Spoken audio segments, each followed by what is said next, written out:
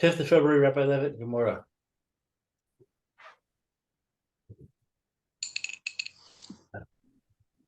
Okay, so we got marked off where we got up to.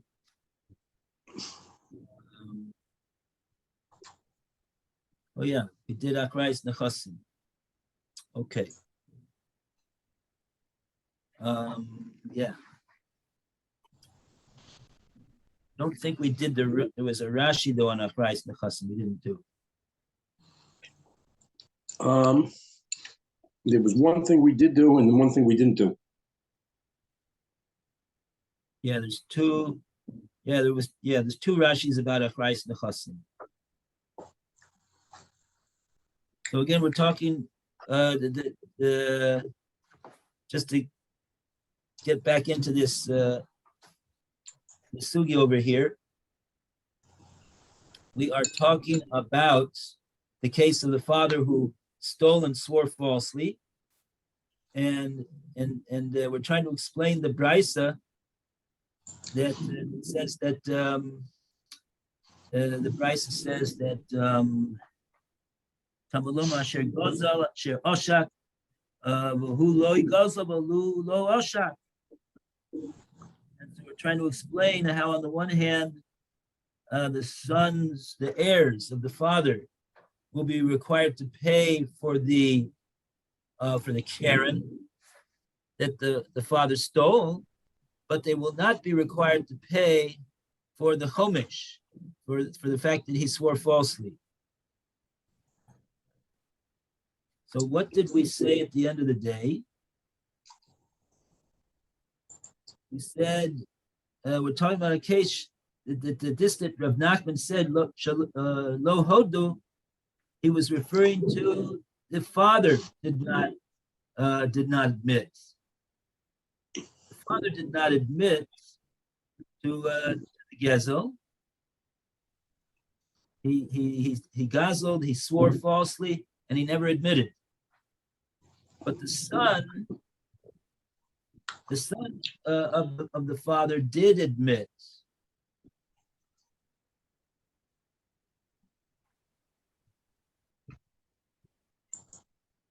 Okay. Yeah. Right. And then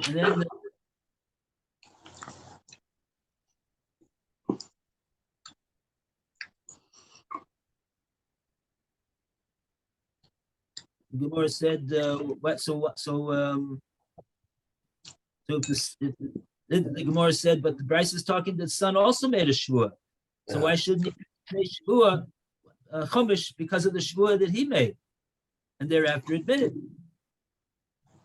that he made a false shvua that the father in fact did steal. So on that, the Gemora says, because we're talking about a case where the gezel is not extant.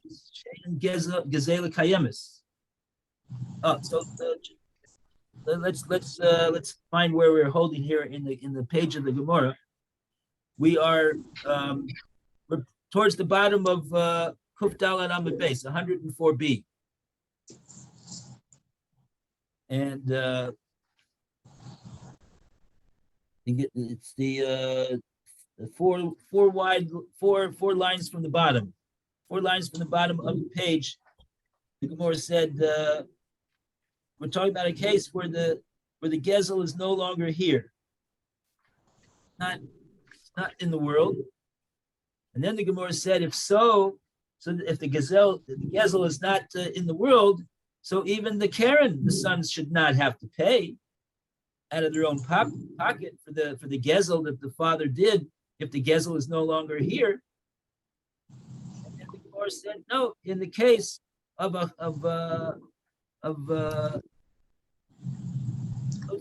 Ika Achrayas, meaning that there is nechasim that the sons have inherited.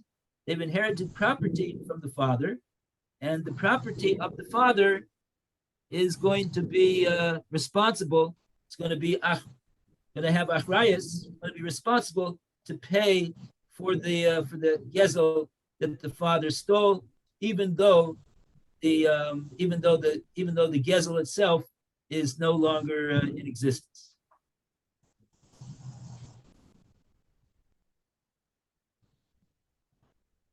Oh, and then the Gemora asked a question, and Rashi said that the Gemora's question, I think Rashi said Rashi's not Goris the Gemora's question. That was the last, the very last Rashi on 104b. And then the Gemara asked, Rashi says, Lo Garsina. So we were in the middle of that Rashi when we ran out of time. So we have that Rashi to do. Okay, you want that last Rashi on the page? Let's try to see what it is we're actually saying that we which part of the Gemara is Rashi saying that we are not Goris? That we're not Goris, meaning that it should not be in our text because it doesn't fit. It doesn't fit to our Gemara. Yeah, Lo Garsin. Okay, so let's Lo Garcia. That's the last Rashi at the bottom. Next about last line. Chad, one of them. I don't know which one we're talking about. The Ha Tani that we taught.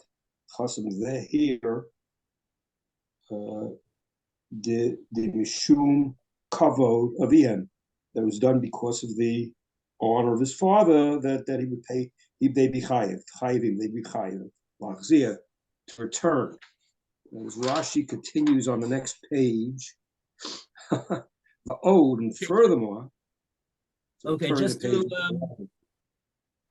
to explain what we have so far, that Rashi is saying chada.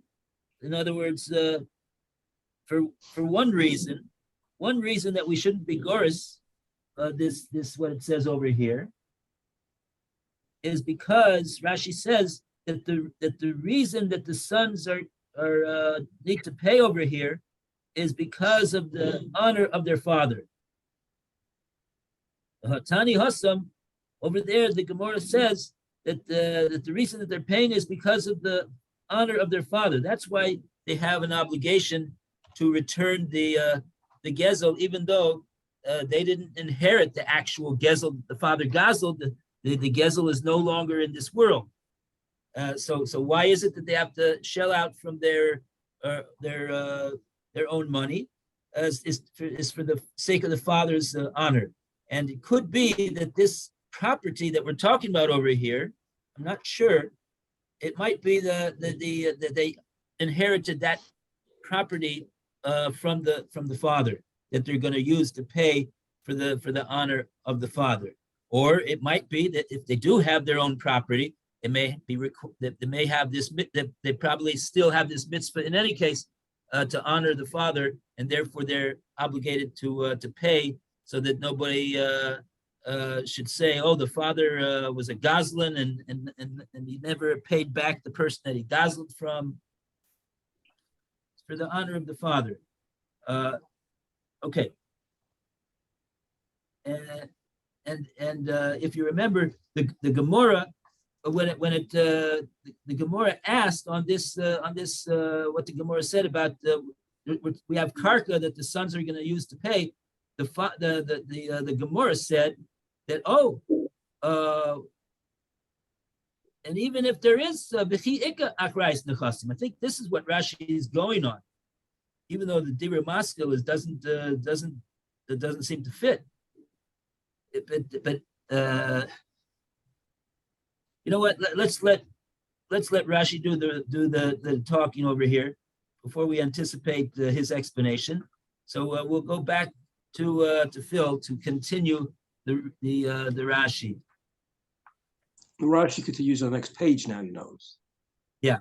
Just keep that in mind. Okay, so we're now on the next page. which starts for ode. And furthermore, Dikemishne, and that we taught Sha'amad Bidin when he was, I'm not sure if this comes later, than when he was held. Oh yes, yeah. Mitata before his death. So that may be a little later. We're going to talk about, I don't know where we're talking about being held to din before he dies. V'hach, and this, ha'amadada, and this, and then if it was stood there, my mahani, one of these, Harry, this is a kofar, it's an atonement. The nishba, and they'll swear. Below, if a nishba, they swore falsely, below don, didn't admit it. The ha ukmin established the lo hoda, that they would not have, they didn't confess. The father didn't hoda beno, that this is the case where the father didn't confess, but the sons did confess. And now we have another va'od. So it just keeps going. Yeah, this is all, we haven't even seen this Gemora yet, what Rashi is talking about over here. This, maybe we should leave this until we read this part of the Gemora. Okay, so really, so maybe we'll just go back to the explanation that I was in the middle of, because I see that Rashi is talking about the part of the Gemara that we didn't see yet. But the Gemara said over here, if you remember, we said this, I think last Yom Chamishi, the Gemara continued, and this is you will want to know where it is. This is the last two lines of the Amud. In other words, now the Gemara is going to challenge the answer that the Gemara has just given, that the sons do in fact have to pay for the Karen. Don't say that they do not have to pay for the Karen because of the fact that the Karen, the Gezel, is no longer extant. No, they have to pay for the Karen, like the Brisa says. And the reason is because we're talking about a case where there's a Achrais Nechasim, there's Karka. The sons have Karka, and the Karka is property that is responsible to pay for the loans, the obligations of the father, and the Gemara asked on that and said, no, maybe let's read this. Let's read this in the Gemara. Let's read this over again. I think maybe we did it, but let's read it again. Roy, you want to read? Yes.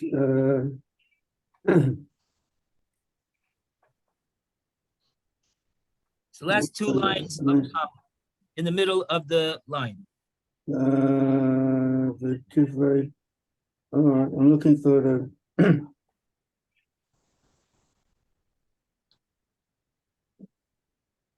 Where is it, Phil? On the right-hand side. Wait a minute. You want to say Ika? What do you want to say? Oh, I've got a thing. The Ika Achareus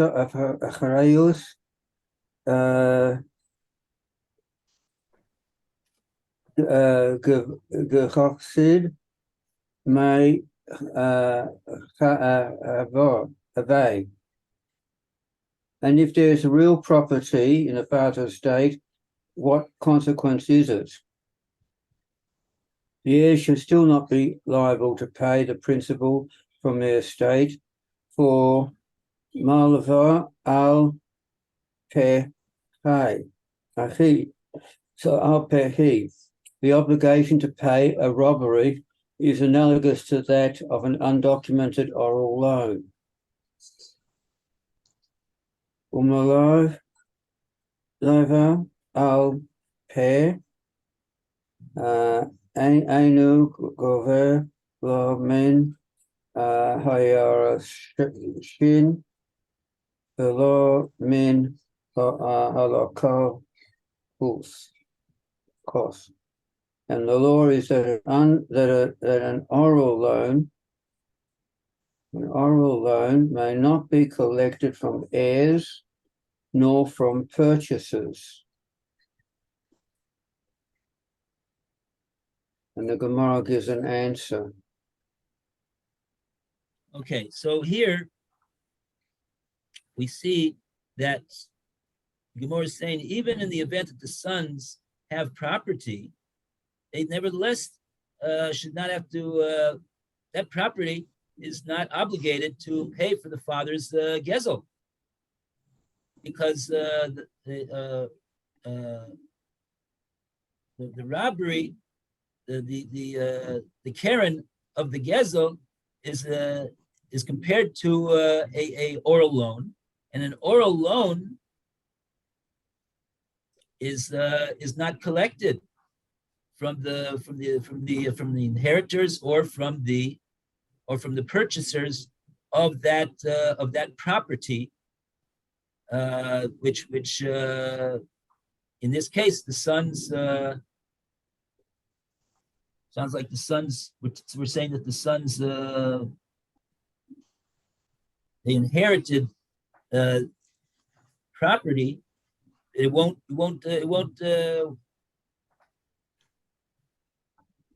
property will not stand to pay for the gezel of the father, because the gezel is the sons don't have to pay it. But Rashi is saying, I believe, that he holds that this question that Gemora is asking over here is not accurate. It's not, and therefore it should not be part of the text of our Gemora, because the issue that is not whether the sons are obligated to pay because the property is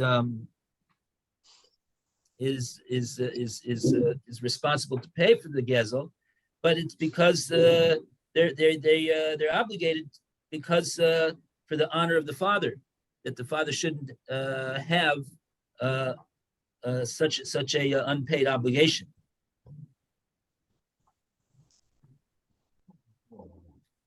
Does the art scroll say anything about this this statement that the Gemara says over here about the fact that the robbery is analogous to an oral loan, and therefore the inheritors should not have to pay for it? I think so.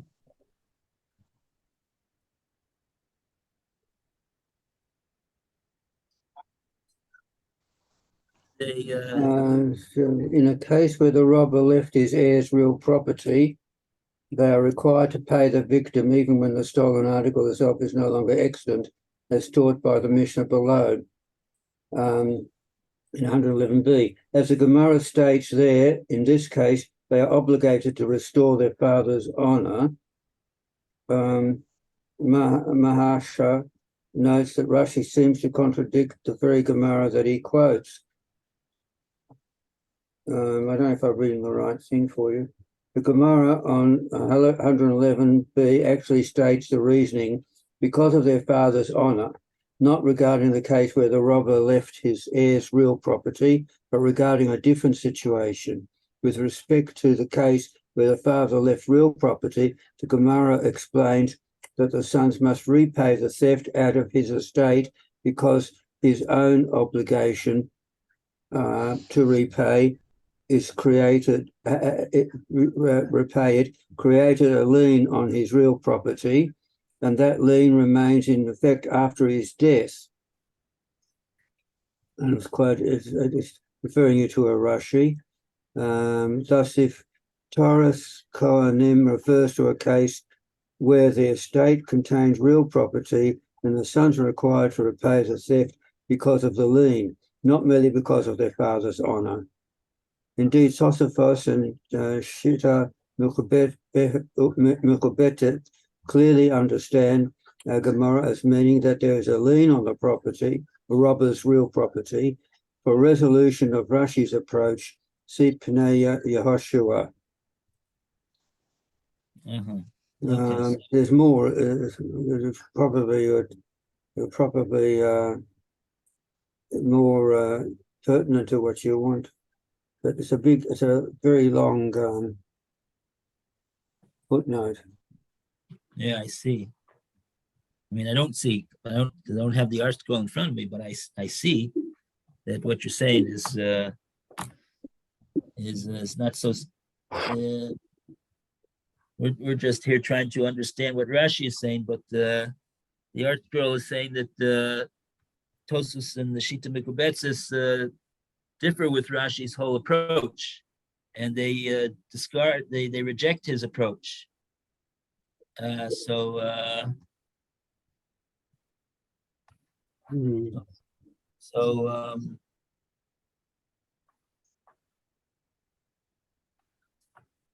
Let's see.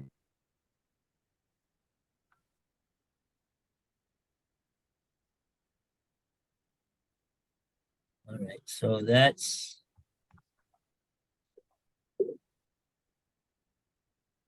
okay. We're not going to solve this matter right now.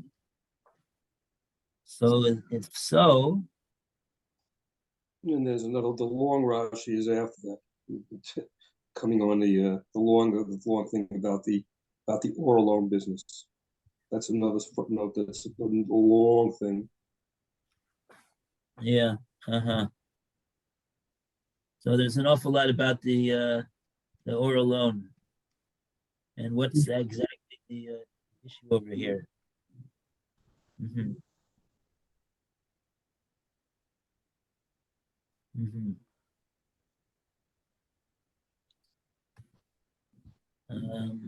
Hmm.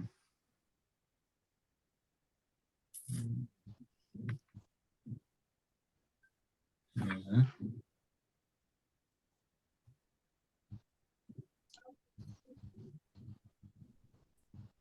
Okay, so it says here that how can the Rashi finds Gemora's reasoning untenable, we had but just a few moments ago. How can the Gemora argue that the existence of real property is irrelevant here when the Mishnah below in 111b states explicitly that if a robber left his heirs real property, they are required to repay the victim. Because of this and other difficulties, Rashi deletes this question and the Gemara's ensuing answer from the text. And we're to look further in note 105, on page 105a and note 1 over the page. okay. Tosafos, however, preserves the text and deflects Rashi's critique.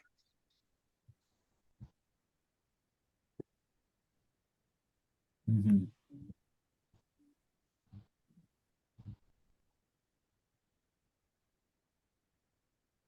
So is it up to us to decide what we're going to accept, or is it are we guided to accept something?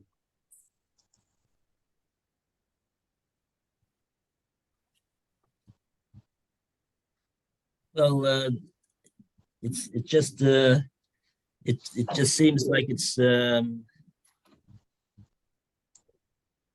bit complicated to sort out what exactly is Rashi's view and what exactly is Tosafos' view.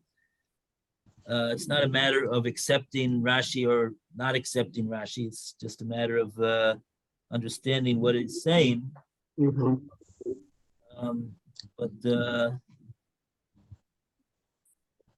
I'm not sure exactly what, based upon what you read over there, it wasn't clear to me what exactly was,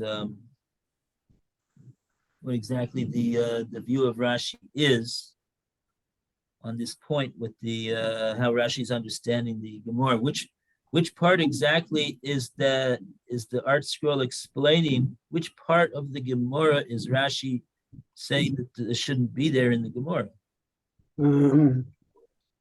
I don't know. I haven't. I don't Probably know. don't tell you explicitly either. You have to figure it out. Okay. Yeah.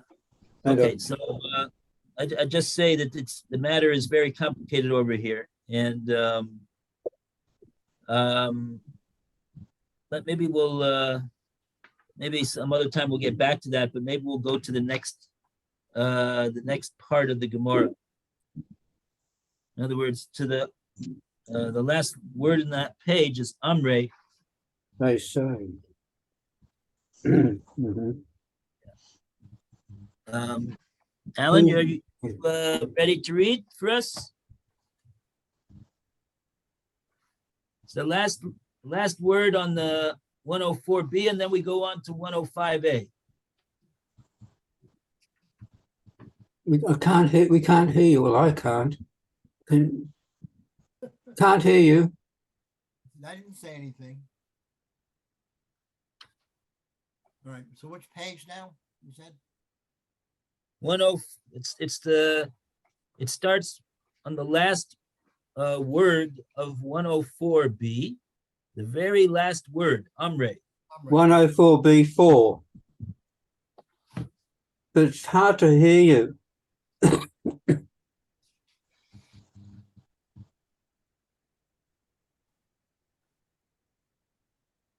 volume.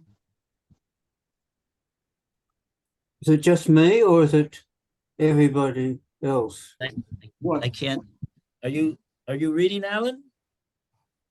Now, you hear me now? Very lightly. I have it on high volume.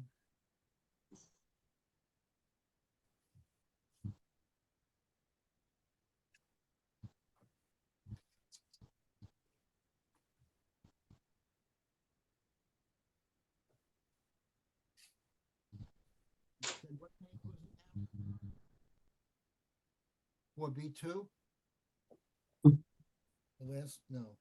So I can't hear him. All right. You can hear him, Phil? I don't know. I have it on high volume. It's hard to hear the words. I hear some voice. That's what I hear. Yes. Odd. Can you go really close to the microphone? I am. Closer? I'll be on your screen. Oh. All right. Good page number again. It's slightly better, very slightly.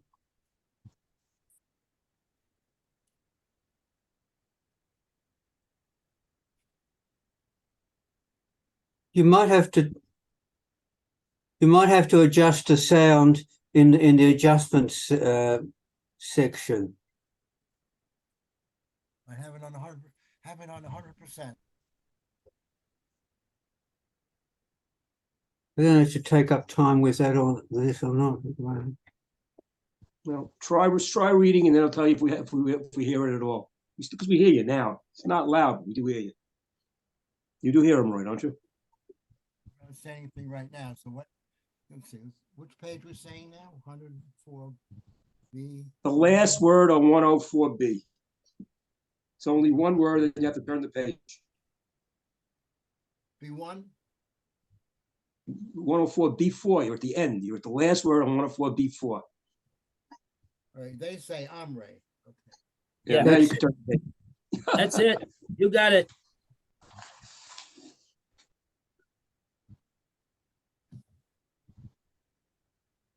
Can't hear. You didn't say anything else. With a case where the father stood for judgment and was found liable to repay the principal before he died.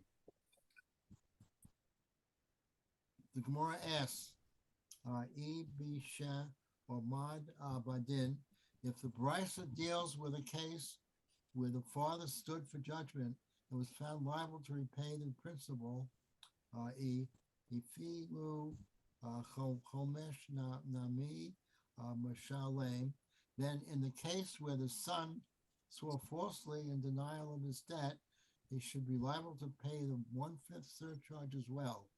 Why does the Brisa rule that the son pays only the principal, even if he swore falsely?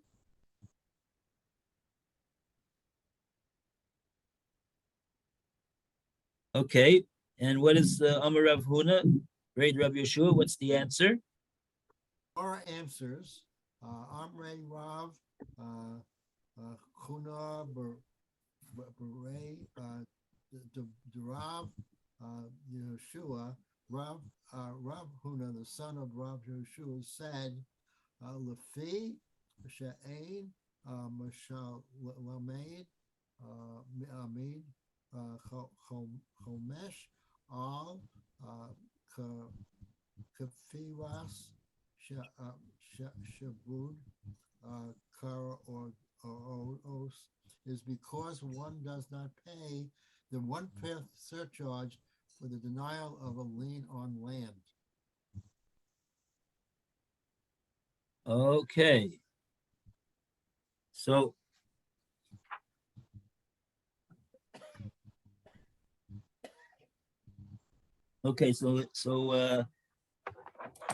the Gemara is answering Amrei that the Bryce is talking about a specific case for making that the Bryce is talking about a case Amad Bedin, that the father did stand in din and was judged in the Bezdin on the whole episode before he passed away, and the Bezdin obligated him to pay, and so therefore, when the Bezdin obligates the father to pay, it's now basically regarded as a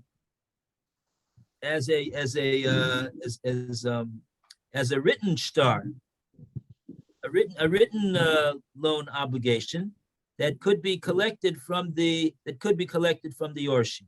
Let's see so now we're going to see these Rashis over here about Omad Badin.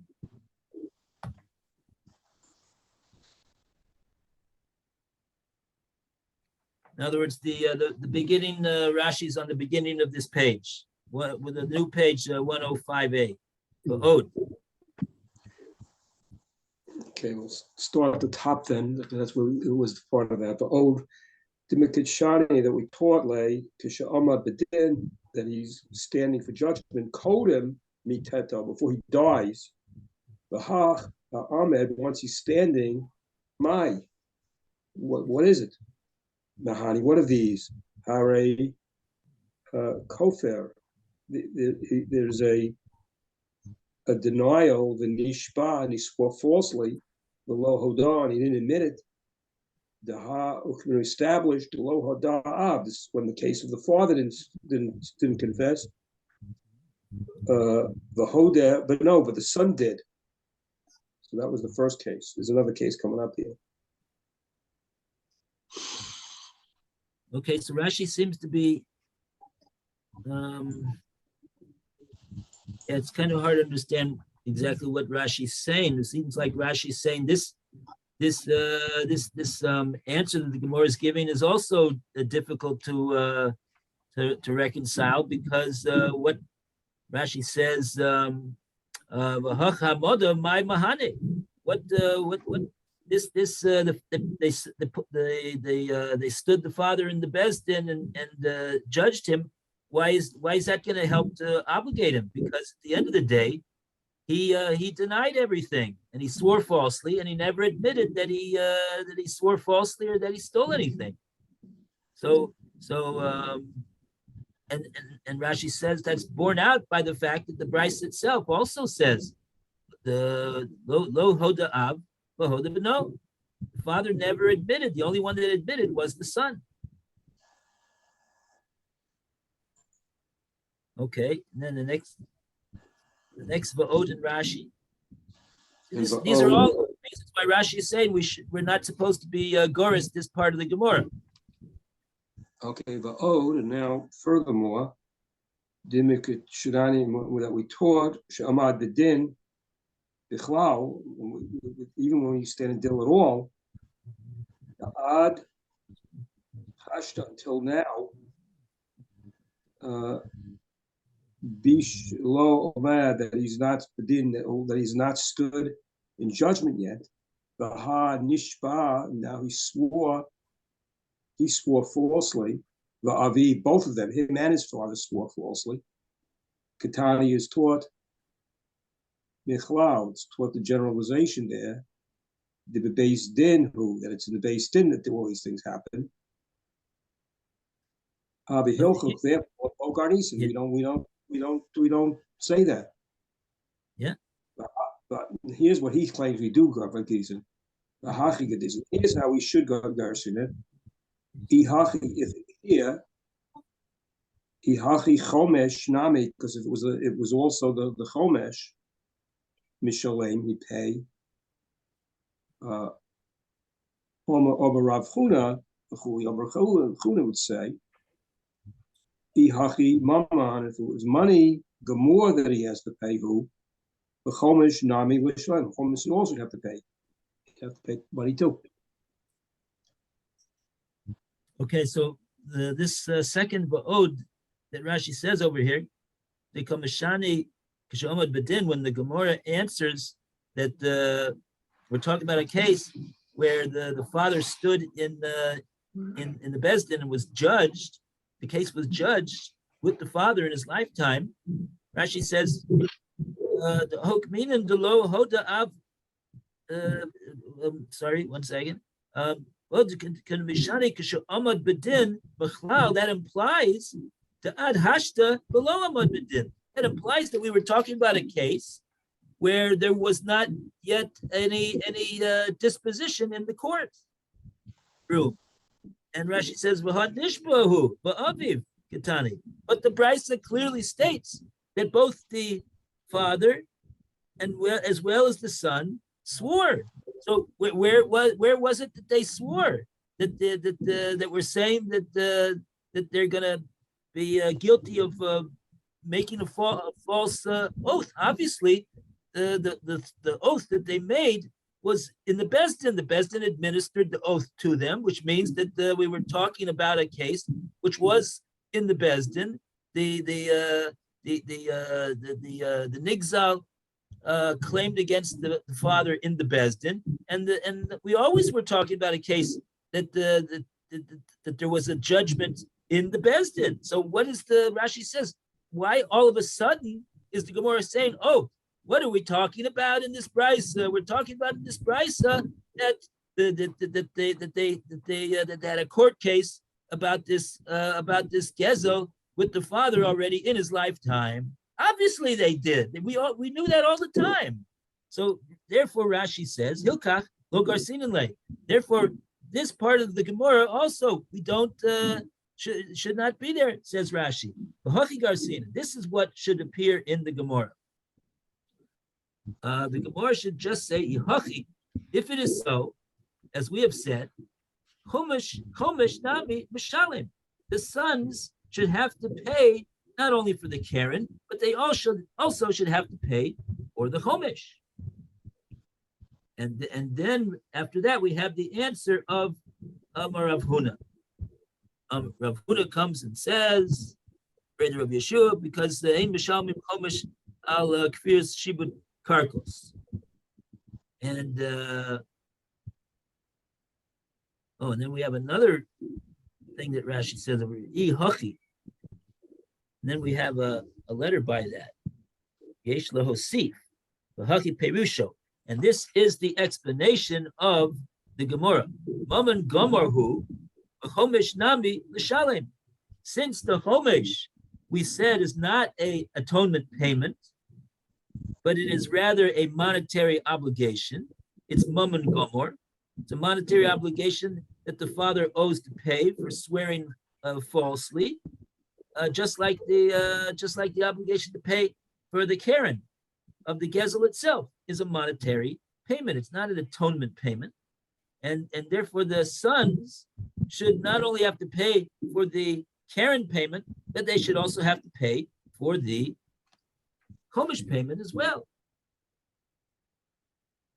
And on that, the answer is what Rav Huna says. Rav Huna says what he says, because they don't pay for a Chumash on Kfiras Shibud Karkos. So we need to know what exactly does that mean, that they don't pay a Chumash, they're not obligated to pay the Chumash on a Kfira of Shibud Karkos, a property that was encumbered to pay some type of a prior obligation.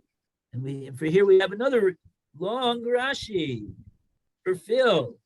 It's Phil's big day today. His lucky day. It's very long. It's after 12:30 already, so I don't know if you want to do this one. We'll start Okay. that tomorrow. Okay, so it's not Phil's. It's not such a lucky day then for Phil. Okay, no, just kidding. It's a very good day for Phil. Okay. All right. Hey, All the best, everyone. See you, Phil. Thank you. See See you. See you, you. Phil. All the best to Roy and Alan and Lou. See you, Alan. We will Lou. continue tomorrow. All right. We need to work this out, this Gemora. Okay, all the best. Okay, thank you.